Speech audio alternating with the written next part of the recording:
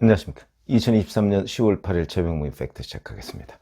자, 이재명 대표의 범죄 혐의. 최근에 이제 백현동 배임 문제하고 쌍방울 대북 송금 문제, 위증교사에 대한 구속영장이 기각됐죠. 이러면서 이제 기가 살아있고 그 기세를 몰아서 이균용 대법원장 후보자 임명동의안을 국회에서 부결시켰고요. 이렇게 힘자랑을 하면서 이제 이재명 대표가 기사회생했다, 이런 분위기가 이제 정가를 휩쓸고 있습니다. 그래서 이제 남은 거는 재판 리스크뿐이다, 뭐 이런 걸로 이제 많은 사람들이 인식을 하고 있는데 정말 그런가 하는 부분을 말씀을 드리려고 합니다.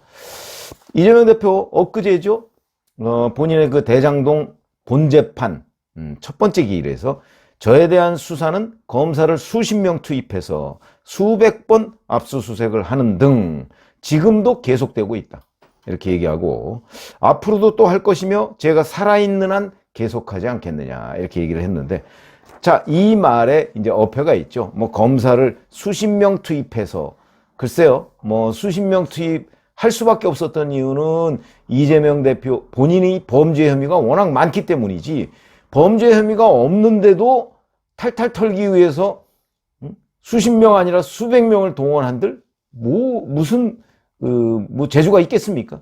그런 점에서 본다면 검사를 여러 명 투입했다는 것, 물론 이게 이제 뭐 탈탈 털었다는 의미의 일반 유권자들의 그 생각을 좀 뭐 그럴 수도 있겠다, 이렇게 인정하는 그런 인상을 줄 가능성 물론 충분히 있죠. 그러나 그렇다고 해서 범죄 혐의가 없는데도 불구하고 수십 명의 검사를 투입할 수밖에 없었던 건 그건 아니다. 물론 나중에 이제 그 법정에 가서 최종적으로 얼마나 유죄가 나올 것이냐에 따라서 좀 달라지겠지만, 그러나 저희들 그 뭐 법조 출입을 과거에 했던 기자들 눈으로 봤을 때 이건 뭐 범죄 혐의가 뭐 거의 명백하다라고 싶은 것들이 꽤 많거든요. 그렇게 본다면 수십 명을 투입한 거는 자기가 탄압을 받았다는 증거가 되기보다는 오히려 범죄 혐의가 많다는 증거가 된다. 자기 누워서 침 뱉기다, 뭐 이런 얘기가 되는 것이고, 수백 번 압수수색을 했다고 얘기하는데 이거는요, 검찰에서는 36회 압수수색을 했다, 이렇게 주장을 하죠. 이거는 이렇게 생각하시면 됩니다. 대표적인 게 이제 경기도 법인카드 유용 의혹인데, 유용 의혹과 관련해서 그 법인카드를 쓴 것으로 의심되는 음식점 129군데를 압수수색했습니다. 이거는 129번일까요? 아니면 한 번일까요? 한 번이죠. 압수수색은 한 번입니다. 압수수색은 1회. 다만 압수수색 장소가 129곳, 이렇게 되는 거죠. 제가 보기에 이거를 이재명 대표 측은 129회로 계산을 한 겁니다. 그러니까 300번 넘게 나오죠. 왜냐하면 압수수색 한 번 나가면, 한 번 1회 나가면 여러 군데를 합니다. 한 군데만 하는 경우가 뭐 흔치 않습니다. 왜냐하면 대개의 경우 범죄 혐의자가 있으면 이 범죄 혐의자가 집도 있고 사무실도 있고 아니면 뭐 또 별도의 무슨 관련된 업체나 뭐 이런 것도 있고, 그럼 거기에 동시에 나가죠. 왜냐하면 압수수색은 동시에 나갈 수밖에 없는 것이, 어느 한 곳을 압수수색했다는 걸 알면 다른 연관된 데서 다 치울 거 아니겠습니까? 증거인멸을 하겠죠. 그래서 동시에 나갈 수밖에 없기 때문에 그거는 압수수색 1회죠. 예를 들어서 압수수색 장소가 10곳이다 그래서 압수수색 10번 당했다, 이거는 아니죠. 압수수색을 한 번 당한 겁니다. 장소가 여러 번일 뿐이지. 그래서 이건 계산법 자체가 잘못됐다. 검찰이 얘기한 36회, 아마 이게 맞을 거다. 36회, 그리고 장소는 아마 300몇 곳, 뭐 이 정도가 될 가능성이 있을 것으로 저는 그렇게 보이고요. 뭐 제가 다 세보진 않아서 그렇지만 앞으로도 할 것이다, 이게 이제 실제 진행형이라는 건데 뭐 하고 있죠. 그러니까 무슨 얘기냐면, 이재명 대표 앞에 놓인 거는 재판 리스크뿐만이 아니고 현재 진행형인 검찰의 수사 리스크도 여전히 있다. 그게 뭐냐 하는 걸 제가 말씀드리려고 하는 겁니다. 가장 가까운 시일 내에 가시화될 만한 게 정자동 의혹입니다. 찾아보면 정자동 의혹이라는 건 2015년 베지츠 종합개발이라는 시행사가 성남시 정자동에 있는 성남시 시유지가 있는데, 이 시유지에 관광호텔을 지으면서 성남시로부터 뭐 임차료 감면, 그 다음에 뭐 그 적용 법규 뭐 이런 거에 여러 가지 특혜를 받았다. 그래서 대장동 축소판이다. 그런데 그 시행사하고 이 최대주주인 황모 씨라는 사람하고 이 황모 씨라는 사람이 정진상 전 실장의 지인입니다. 그렇기 때문에 6월 12일에 시행사하고 이 최대주주 집, 그 다음에 성남시청 뭐 이런 데를 압수수색했습니다. 그러면 지금 4개월 이상 지났죠. 수사에 착수한 지 4개월 훨씬 더 넘었습니다. 자, 그러다 보면 이제 압수물 분석 뭐 이런 거 다 끝났을 거고요. 이제 관련자 소환도 이미 하고 있고요. 그렇게 되면 곧 뭐 언제가 될지 모르지만 성과가 나올 수 있다. 이 정자동 의혹은 대장동의 복사판이기 때문에 아마 배임죄는 뭐 당연히 될 거고, 그러면 배임죄 외에 거기에도 또 비자금 저수지가 있을 가능성이 대단히 높죠. 이렇기 때문에 정자동도 그 관련한 인허가는 이재명 성남시장이 결재한 겁니다. 그렇기 때문에 대장동, 백현동의 복사판이 될 가능성이 있다. 이렇게 보이고요. 자, 이거 말고 이 과정에서 또 서현동 의혹이라는 게 지금 불거져 나왔습니다. 이건 무슨 얘기냐면 이것도 시행사가 2013년 3월에 그 부지를, 서현동에 있는 부지를 270억 주고 매입을 했는데, 이 매입할 당시에는 성남시 지구단위 계획상 용적률이 350%, 최고 층수가 6층이었습니다. 그런데 이 시행사가 정진상 지인 황 씨라는 사람이 있었다고 했죠. 이 사람이 소유하고 있는 컨설팅 업체가 있습니다. PMG 플랜이라는 데가 있는데 여기에 연구 용역을 줍니다. 그걸 준 이후인 2014년 11월에 갑자기 용적률이 350%에서 450%로 뛰고 최고 층수는 6층에서 10층으로 올라갑니다. 용적률 높여주고 그 다음에 최고 층수 높여주고 다 돈이죠. 돈입니다. 돈을 준 거나 마찬가지입니다. 그러면 이것도 과연 대가 관계가 없을까? 뭐 이런 부분을 이제 검찰이 들여다보고 있기 때문에 이건 뭐 아직 수사가 초기 단계인 것으로 보이긴 하지만 이 문제도 이제 곧 아마 뭐 성과가 좀 나오지 않을까. 이건 들여다보고 있는 단계니까 범죄 혐의가 발견될지 여부가 곧 드러날 것이다. 이뿐만 아니고 김성태 전 쌍방울그룹 회장이 최근 재판에서 법정 증언을 했죠. 이재명 후보에 대한 쪼개기 후원금, 이걸 그 얘기를 했습니다. 이거는 아마 중앙선관위 자료만 보면 쪼개기 후원금이 있었는지 없었는지 김성태 전 회장이 이 사람이 쌍방울 내가 그 쪼개기 후원금을 한 사람입니다. 후원을 하도록 시킨 사람입니다라고 하면 그대로 드러나죠. 물론 이재명 대표 본인은 거기에 대해서 몰랐다 이럴 겁니다. 이게 쪼개기 후원금 의혹에 대한 수사의 전형적인 케이스입니다. 그러니까 쪼개기 후원금을 냈다는 사람은 이렇게 냈습니다라고 이제 해서 뭐 벌금형을 받는 경우가 꽤 많습니다. 가장 최근에 뭐 KT 구현모 전 대표 뭐 벌금 1,000만 원 뭐 이 정도 받았습니다. 그러니까 이건 벌금형인 경우가 많고, 다만 받았다는 사람은 자기가 몰랐다고 주장을 하기 때문에 이거를 알았다는 걸 입증을 해야 되거든요. 그거는 쉽지는 않다.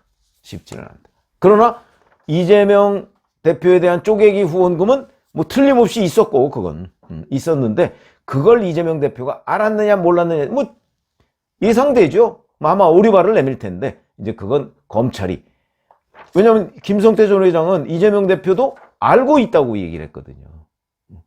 알고 있다는 거는 아마 이화영 전 부지사나 뭐 이런 사람들한테 자기가 얘기를 했고, 이화영 전 부지사가 이제 저 이재명 후보한테 보고했습니다 뭐 이렇게 얘기를 했다는 것일 텐데, 이화영 전 부지사 진술 번복을 했기 때문에 그 부분은 조금 더 수사가 필요한 부분이다.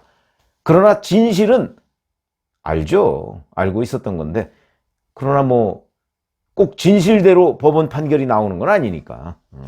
자, 그러니까 그런 부분도 여전히 수사 이제 곧 아마 이 쪼개기 후원금 의혹과 관련해서 착수를 할 가능성이 높다는 거고요.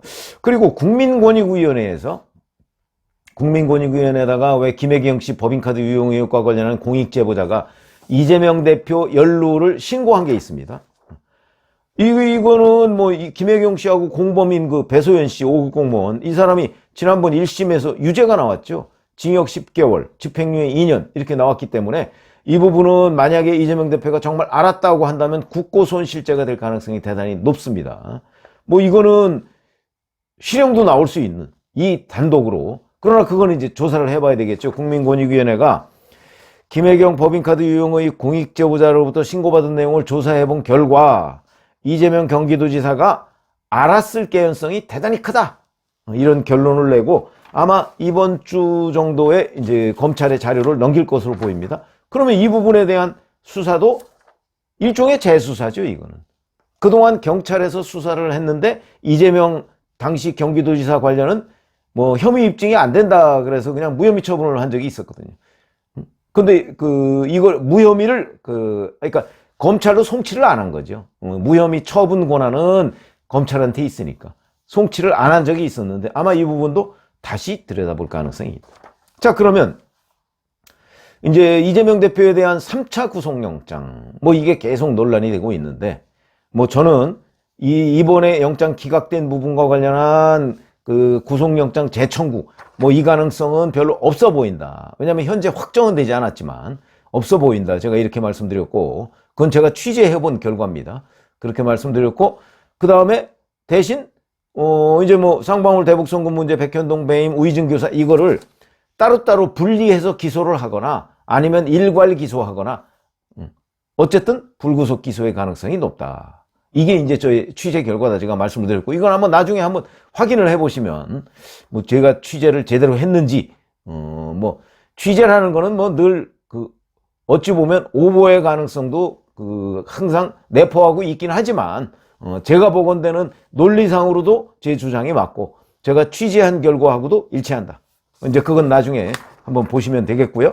아마 빠르면 10월 중에 어떤 식으로든 결론이 날 것이다. 이렇게 보이고, 그러면 이제 지금 말씀드린 추가, 정자동, 서현동, 쪼개기 후원, 그 다음에 김혜경 씨 법인카드 유용 이 문제를 가지고 쭉 묶어서 제3차 구속영장을 청구할 가능성이 있느냐. 현재로서는 정자동 의혹과 관련한 수사 결과가 명확하게 지금 언론 보도가 아직 안 되고 있고 취재가 좀 덜 되고 있습니다.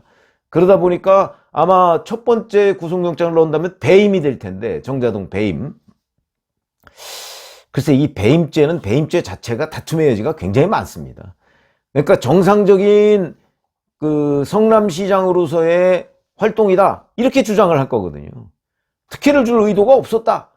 그러면 이제 실제 베지츠 종합개발이라는 시행사한테 얼마만큼 이익이 갔느냐, 그리고 그 이익 공익으로 그걸 환수를 못했느냐 하는 걸 이제 하나씩 입증해서 대장동처럼 또는 백현동처럼 해야 되는데, 그렇더라도 배임죄 자체는 다툼의 여지는 많은 죄입니다. 원래 배임죄가. 그래서 아마 그거 하나 가지고서 영장 청구, 구속영장 청구하기는 쉽지가 않을 거고, 다만 이 정자동 의혹을 수사하는 과정에서 비자금 저수지, 아니면 정진상 전 실장의 지인이 지금 베지츠 종합개발 거기에 대주주니까 PMG 플랜이라는 컨설팅 업체 여기에 이제 소유주고, 이러다 보니까 그쪽에서 뭔가 뭐 뇌물이나 이런 게 오갔을 개연성은 있죠. 그게 밝혀지면 일단 뭐 정진상에 대해서 구속영장을 다시 청구할 수가 있고, 또 그와 관련해서 이재명 대표와의 관계, 그거는 정진상 씨가 입을 열지 않는 한 쉽지 않을 것으로 보이는데, 여튼 그 관련한 다른 증거가 잡히면 이 또한 이제 구속영장 청구 사유는 된다. 이재명 대표에 대한 그런 걸 묶어서 이렇게 볼 수가 있고, 그런데 그거는 가능성이 그렇게 높지는 않다. 왜냐하면 정진상 전 실장이 함구를 할 것이기 때문에, 뭐 이번 재판에서도 이례적으로 재판장이 허락을 받아서 포옹을 했죠. 그 뜻이 뭐겠습니까? 앞으로 나와 관련해서 입 열지 마, 뭐 이런 거 아니겠습니까? 그래서 그런 표시를 공개적으로 한 거죠. 그런 점에서 본다면 이거는 조금 더 수사 진전 과정을 지켜봐야 되겠다.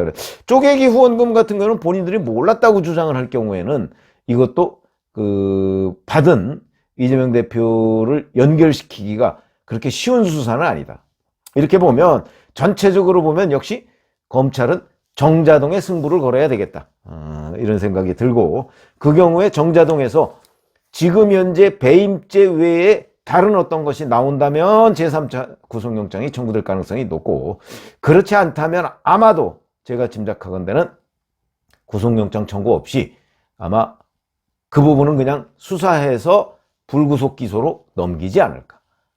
승부는 정자동에 달려있다. 이렇게 말씀을 드리겠습니다. 고맙습니다.